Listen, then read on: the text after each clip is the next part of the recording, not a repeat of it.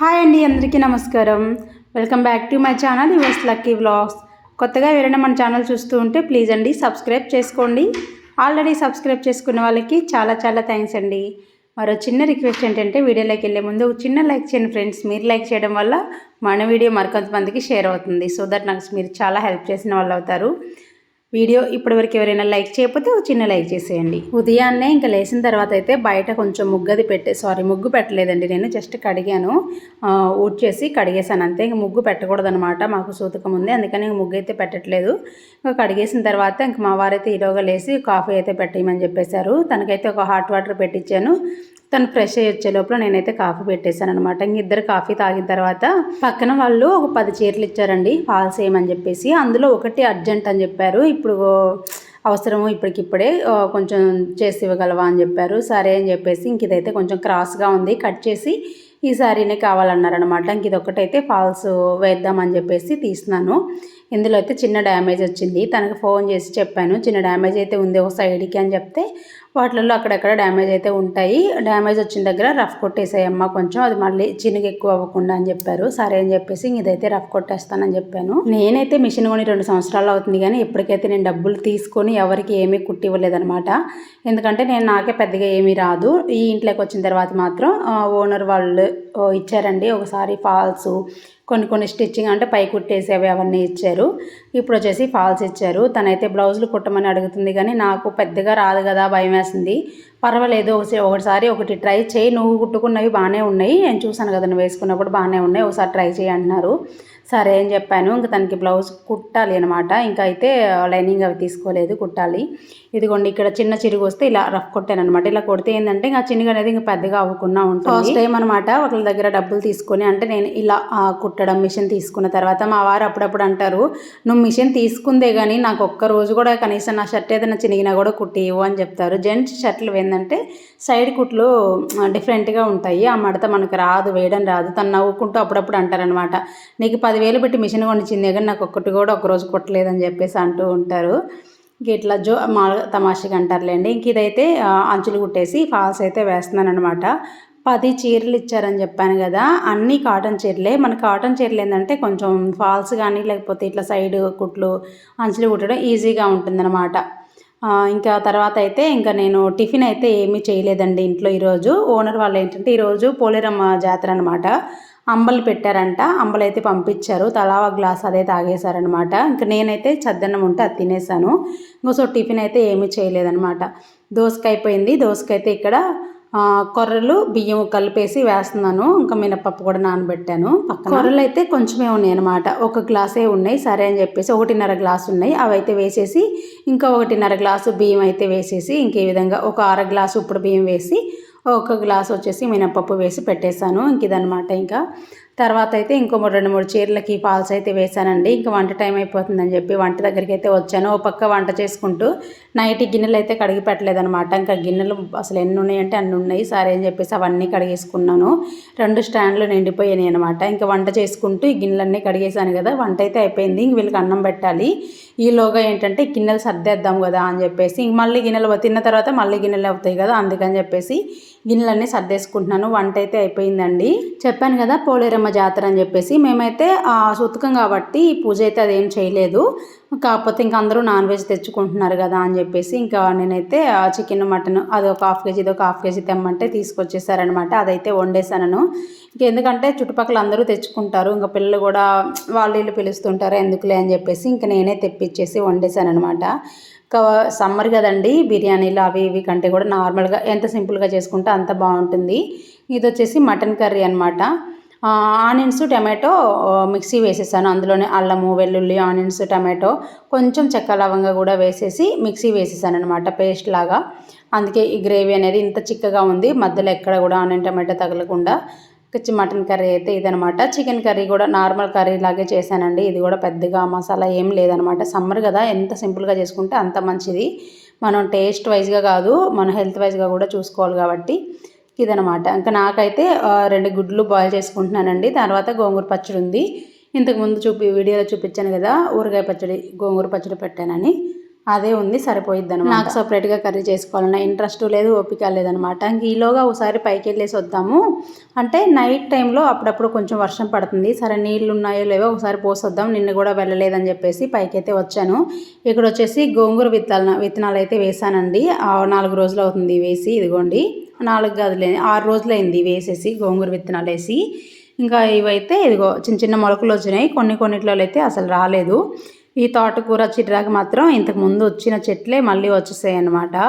ఇది వచ్చేసి మందారం, ఇంతకుముందు కొమ్మ నాటాను కదండి, మొగ్గులు వచ్చాయి. నిన్నైతే 2 మొగ్గులు ఉన్నాయి, ఈరోజు వచ్చేసి ఒకటే ఉంది. మా పిల్లలు ఆడుకుంటూను అటు ఇట్లా పోయినట్టుంది ఒకటి, అదనమాట. కుండీలు అయితే నిజంగా ఖాళీగా ఉన్నాయనిపిస్తుంది.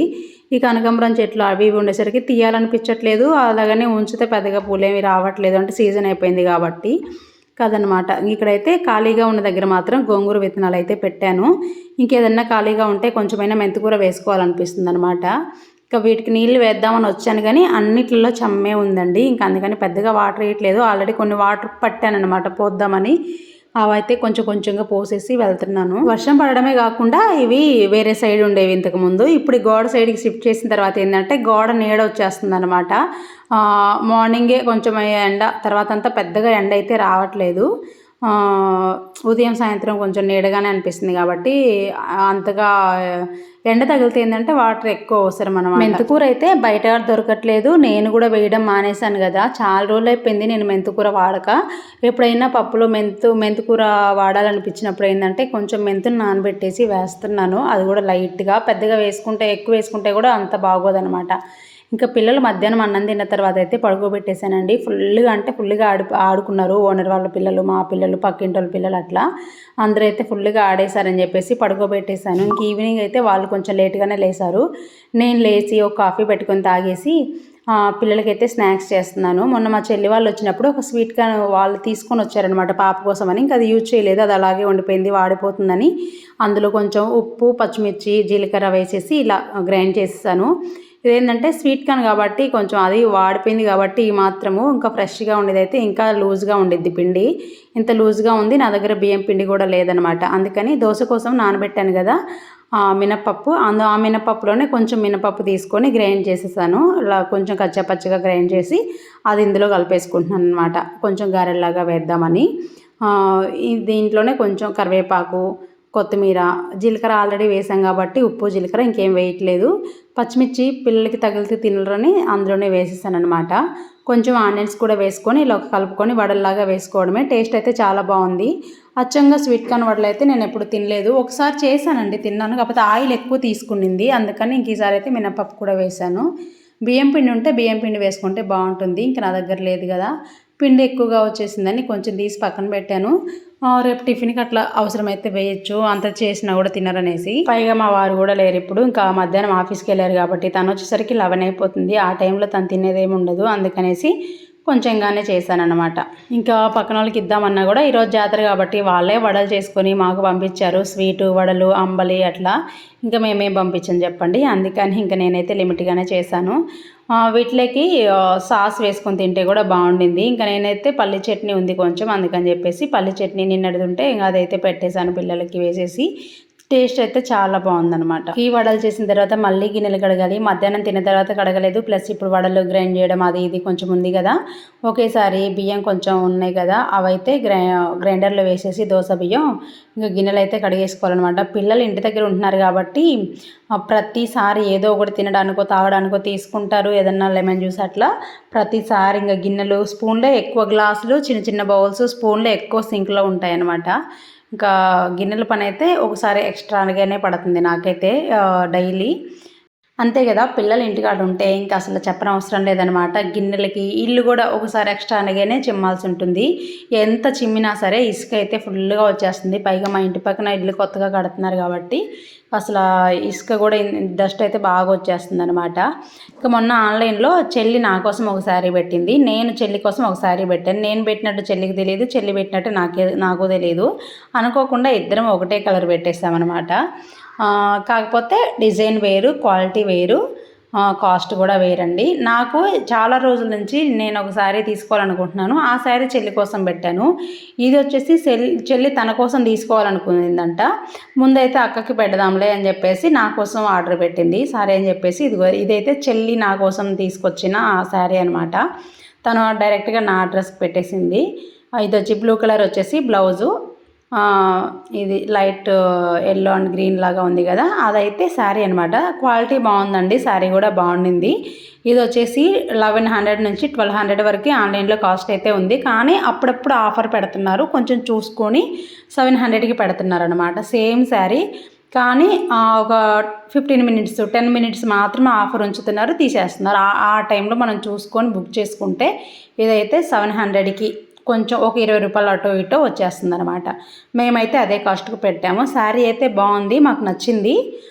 ఇదిగోండి, ఈ కలర్ కాంబినేషన్ కూడా చాలా బాగుంది. వర్క్ కూడా ఫినిషింగ్ కానీ అంతా బాగుంది అనిపించింది. నాకు తెలిసి చాలామంది ఈ శారీస్ చూసే ఉంటారు ఆన్లైన్లో. మేమైతే మీషోలో ఆర్డర్ పెట్టాం. ఎవరికైనా కావాలంటే చెప్పండి, నేనైతే కోడ్ ఇస్తాను. లింక్ ఇచ్చినా ఓపెన్ అవ్వట్లేదులేండి, అందుకని కోడ్ ఇచ్చేస్తాను.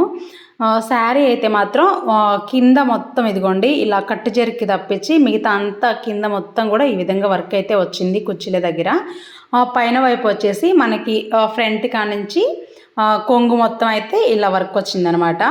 మధ్య మధ్యలో మాత్రం ఇలా చిన్న చిన్న బుడ్డిస్ లాగా వచ్చాయి. బ్లూ కలర్ బ్లౌజ్కి కూడా సేమ్ వచ్చిందండి. క్వాలిటీ చాలా బాగుంది. ఎవరికైనా కావాలంటే మాత్రం ఒకసారి కామెంట్ చేసేయండి. నేను వచ్చేసి చెప్పాను కదా, నాకు ఒకసారి నచ్చింది, చూసి చాలామంది రీల్స్లో కూడా కట్టుకొని ఉన్నారు, నాకు నచ్చింది. ఇందులో అయితే కలర్ కాంబినేషన్స్ చాలా ఉన్నాయి. ఇంతకు ముందు చూపించింది మాత్రం సేమ్ కలర్ కనిపిస్తుంది, కాకపోతే ఆపోజిట్ వస్తుంది కలర్, ఇంకంతే.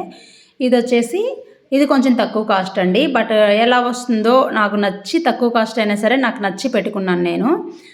ఇది వచ్చేసి 500 లోపలే పడింది, 450 నుంచి 500 లోపల పడింది.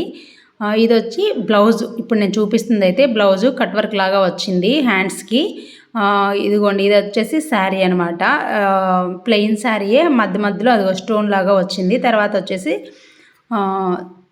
చీర అంచులకు వచ్చేసి ఒక లేస్ లాగా వేశారు.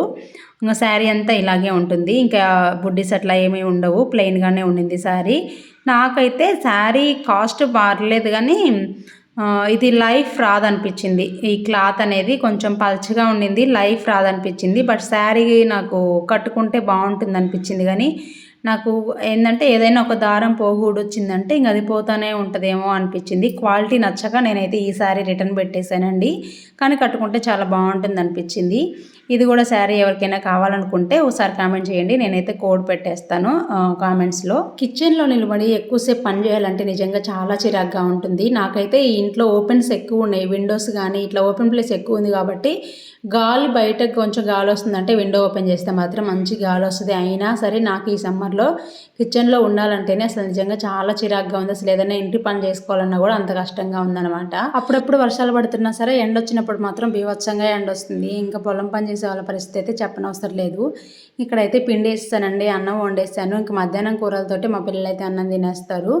ఇంకొచ్చేసి ఇంకా ఈ దోసపిండి అయిపోయింది కదా, కొంచెం పాలలో తోడు పెట్టేస్తే పిల్లలకు అన్నం పెట్టేయాలి. పాపం పిల్లలకు కూడా ఇంట్లో ఉండి ఉండి బోరు కొట్టేస్తుంది అనమాట. మనకేమో పని ఎక్కువ, వాళ్ళకేమో పని తక్కువైపోయి పాపం బోరు కొట్టేస్తుందంట. మీ పిల్లలు ఇలాగే అడుగుతున్నారా చెప్పండి.